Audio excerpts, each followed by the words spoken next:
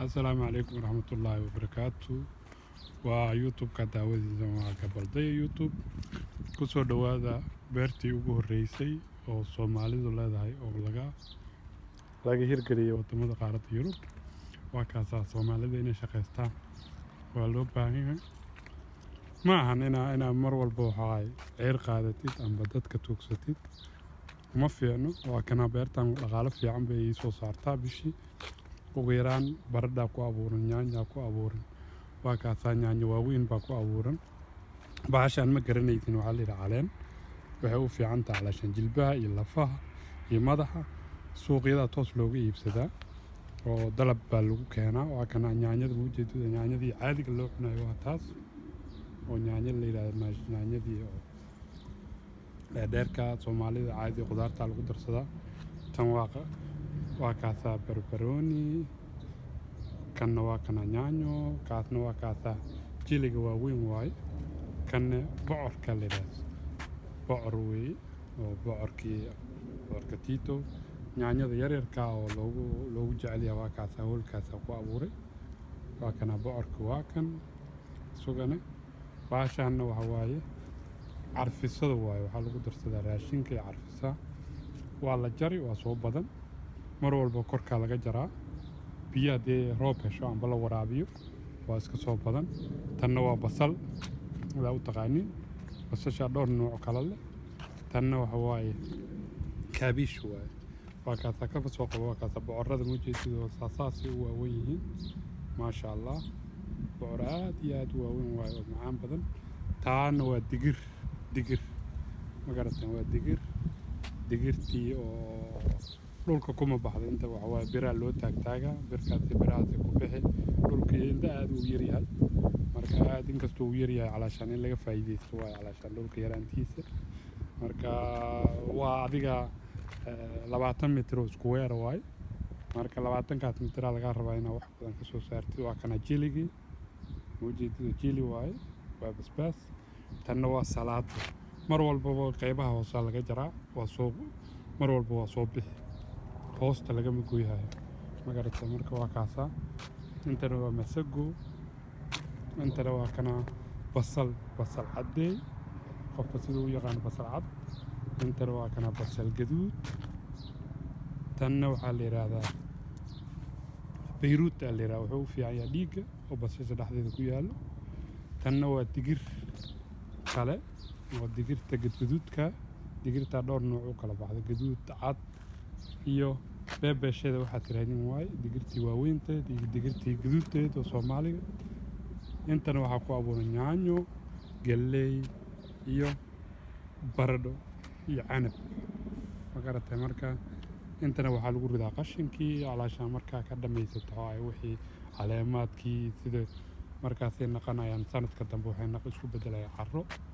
marka yaanyada waa taasa aad iyo aad u fara badan tahay. yaanyo badan ku abuur maadaama oo yaanyada aad iyo aad loogu baahi badan yahay familkayga iyo suuq geenteeda. iyo bokosyo yaryar lagu ridaa oo calaashaan lagu sijilaa. intana waa baradho, waa taasna waa baradho waa bislaatay. weegaan gudihiisa waa la abuur, waa la guri maadaama roob ku daayo hoosay ka qoyan tahay. marka roobka hadduu calaashaan shalay daraada roob ku daayo, marka hal wiig oo qorrax haddii hesho hoosaa laga guri. waa kana fuustooyinka biyaha lagu waraabsado beeraha oo ku waraabsado. waa kana biyaha bishii amba sanadkii wax saas u badan ku keeni maayo, biyo iyo xoog lee kaa geli. intana waa kuraasta iska fadhiisano aniga iyo asxaabtii dhalinyarada ii timaado. waa kana wax walba meelaa ku xirxiray. intana waa canab baa la yidhaha, canabkii yaryariiskaay waaye oo sidiisa loo shiitaa. intana waa Beyruutkii, yaanyadii aaday u bislaatay. maalintii kaliya haddee ugu yarta 20 kiilaa ka qaadaa oo suuqa geeya Sri Lanka, Swiss, dad badan ay iga iibsado. tanna waa canabkii mujeedida waa kana waxaa la yiraahdaa edberigii waaye mujeedida edberi weeye. marka waa kana aad iyo aad u nimco badan tahay. marka Soomaalida waxaa fari lahaa in la shaqeysto, fadhiga laga kaco. taasna waa digirtii, waa ka digirtii maasha allah.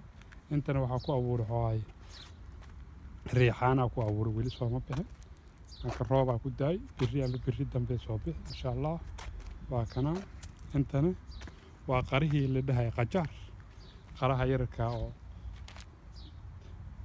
qara yar yar waa ujeedada qajaar la yiraahdo bacdaas uu ku huuro suuq aad iyo aad u baxay weeyga hore 20 xabba ka qaaday waana saas uu yar yahay aad iyo aad u dhal badan yahay maana marka xaqana waa bocorkii waa kaas bocorkii qofta arki kala arkay waa kaas beertu waa nimco ma sha Allah waa loo baahan yahay in la shaqeysto aniga ma ahayn markii hore beeraley alaashan Soomaali kuma ahayn laakiin marka ay mid qaaradda Yurub oo fiirshay alaashan fadhi waxba tari maayo marka fadhiga waa laga fiican yahay marka maalin 8 saacadood soo shaqeystaa waxay 5 saacna beerta galiya oo wax soo saarkeeda aad u fiican yahay marka aniga iyo waqtiga helahay oo ku dhulus kareelahay meel warwareeg marka waqtigeyga inta uga faa'iideystaa waa kaasa bocorkii hadda soo bixi aad iyo aad u qurux badan yahay hadda ma sha Allah tanna waa salaato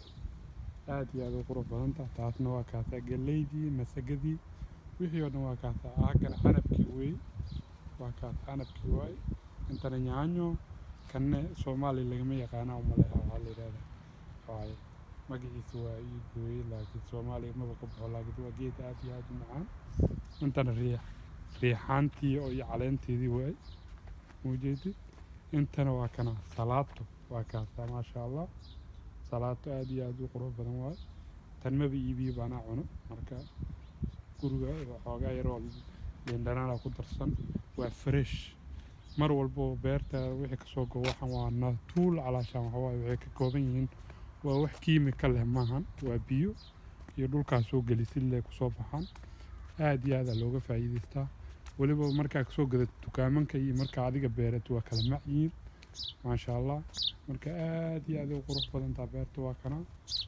kana tubooyinka lagu waraabiyo waa kuwa tubadaas lagu waraabiyo ma sha Allah waa kana sukotii gudihiisa waa kana bocorkii weynaa waxa lagu darsadaa qudaartii isugu waxa meel gooniya ku xiran barkii ay isugu wuxuu u baahan yahay balaas yar u baahan yahay maadaama dhulka aad u yar yahay waxa ugu faa'iideysan wax walba meesha yihiin lagu kaydin intana waa kana barbarooni aad qofka taqaan waa kaasa barbarooni cagaar tanna waa digir tanna waa kana beyrut already u fiican waa bahalka gaduudka xaqana baradhadii oo bislaata ku taal intana waa canabkii hadda soo go'ay 2 bil kadib waa soo daadan ma sha Allah bislaasho u dhow yahay ما شاء الله laga faa'iideystay waqtigiina Soomaalida waxa way muran iyo qajjac iyo siyaasad iyo waxa loo joogan waxa lagu leeyahay Soomaalida murqaheedii iyo lafaheedii maxaa yariis ka dhigo ma cunno cuntada bitamiinka leh ma cunno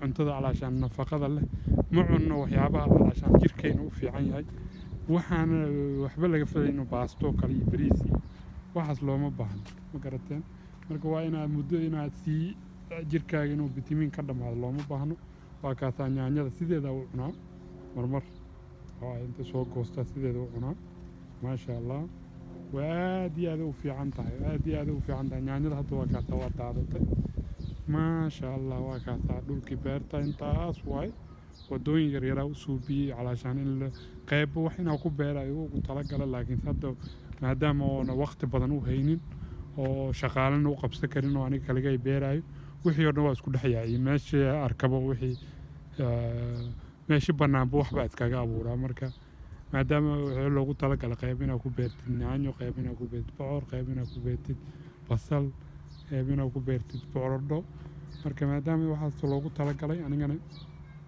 maba fiirinba waa alaashan waa isku dhaxayay maadaama waqti badan haynin laakiin insha Allah halahaana bay ugu filan ma sha Allah waa kaas nimca ku jirna Soomaalida hala shaqeysta leeyahay waa loo baahan yahay in la shaqeysto nimcadan waxa waaye bilaadanka waxa waaye fadhi oo gacmo saarto waxba kuma soo baxan laakiin ina wax qabsato waa loo baahan yahay marka laga faa'iideysto jaaniskiin insha Allah waa walaalkiin Xasan oo idin dhahayo oo ku soo dhawaada gacmo furan daawasho wacan YouTube ka daawanaysan waa ka balday YouTube marka subscribe ka saara please haddaa ka hesheen leeg shaarka kulli koomadiga aaduu noogu anfaca marka asalaamu calaykum waraxmatullaahi wabarakaatu.